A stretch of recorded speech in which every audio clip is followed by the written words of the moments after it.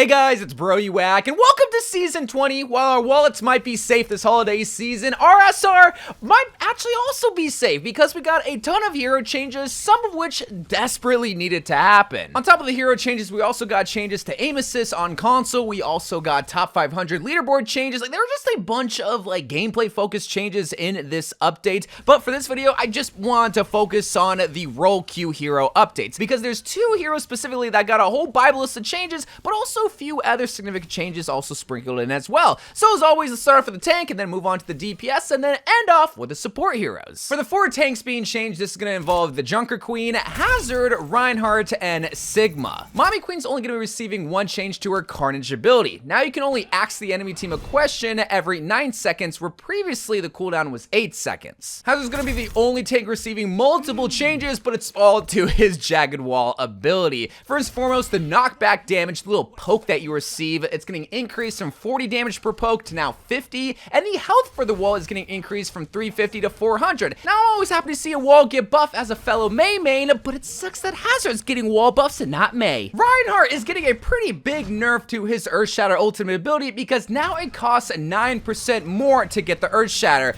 And you know what? Thank God, because I got tired of getting hammered down by the big German man. And the final tank is gonna be Sigma. Like I've said, these are gonna go by quick because the only change here is to his Hyper Spheres, where the direct impact damage is getting increased from 15 to 25, which is actually really big. So we might start to see a little bit more Sigma rather than Reinhardt. Probably not, but one can dream. Now DPS is where it gets really spicy with hero changes because we're gonna be seeing Bastion, Freja, Junkrat, Reaper, Vendetta, the new DPS here in Season 20, and also Venture, where both Freja and Vendetta are getting major changes. But first we gotta talk about Bastion's tiny change, even though this is a pretty big change with his reconfiguration recon form getting increased to his fire rate. Now you can fire 6 shots per second, where previously it was at 5 seconds. But now when we talk about Freja, yo, she's getting 4 big changes, some buffs, some nerfs. So let's talk about it. Rev Draw Crossbow, primary form of fire, the damage is getting increased from 25 per arrow to now 30. But now Take the Aim, her secondary fire, the ability that everybody hates, the direct hit damage impact is getting reduced from 40 to 30, and the explosion damage is getting decreased from 90 to 80. So overall, 20 less damage is going to be coming from her secondary fire, which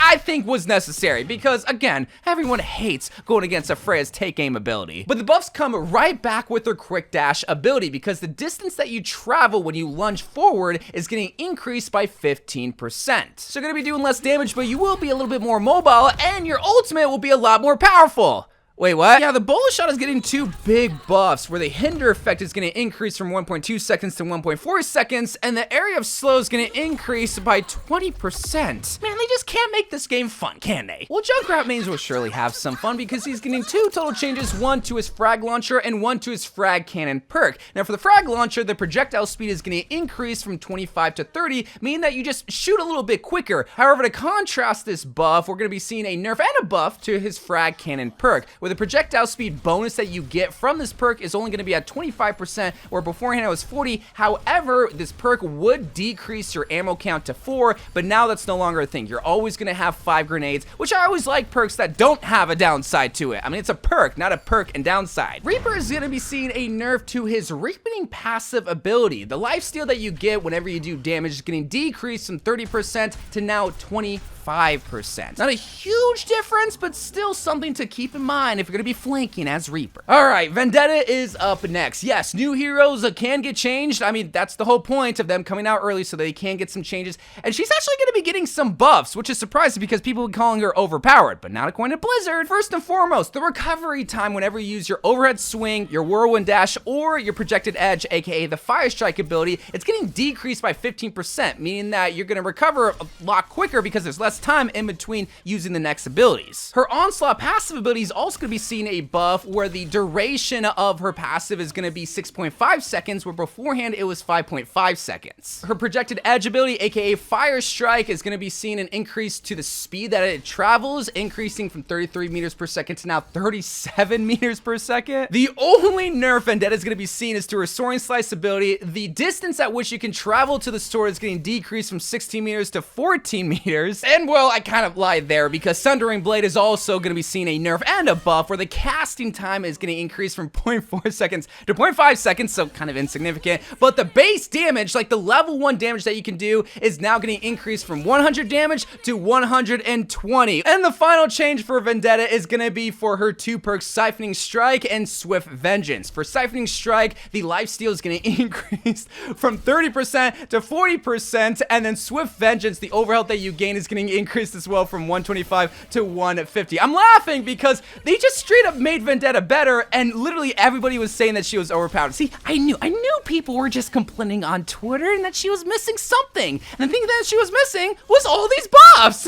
Well, the final DPS that's also getting changed is Venture, and this was also, I think, a necessary change to their Explorer's Resolve passive. The shield that you gain whenever you use an ability is getting reduced from 30 to 25, making them just a little bit more killable, which they desperately needed to do, is go back in the dirt where they belong. Alright, like I promised, we're going to be ending the video off by looking at all the support heroes getting changed in Season 20, which there's going to be 5 of, that being Baptiste, Illari, Juno, Kiriko, and Wuyang. First off, we're going to be starting with Baptiste's Immortality Field seeing a buff. Why, man? They're going to be reducing the cooldown from 25 to 22 seconds. Please just delete this from the game. I'm begging y'all. I've been begging for years at this point. Illari is receiving one of the smallest nerfs in Season 20, literally because they're decreasing the size for her ultimate captive son, reducing the size from 0.75 to now 0.45. Juno's receiving a random massive buff that is going to influence all the DPS Juno mains to go for the head because her Mini Blaster can now deal critical damage against enemies.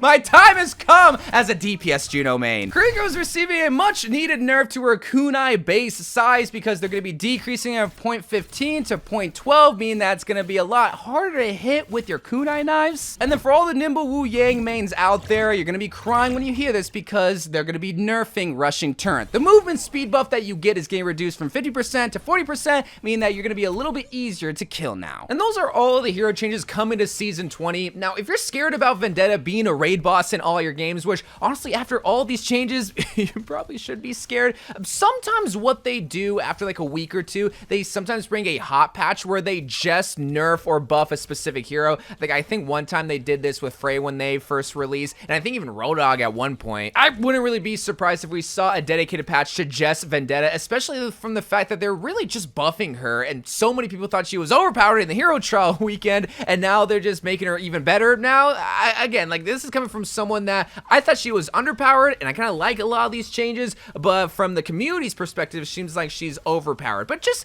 don't be afraid to shoot her. That's all I gotta say. But let me know what you think about these hero changes. Let me know what you're most excited about for Season 20, and be sure to go check out my Season 20 Battle Pass video where I go through the whole entire Battle Pass and I look at all the skins and items. But until that happens, I love you guys. Thank you guys for watching. More Overwatch 2 videos to come, and bye.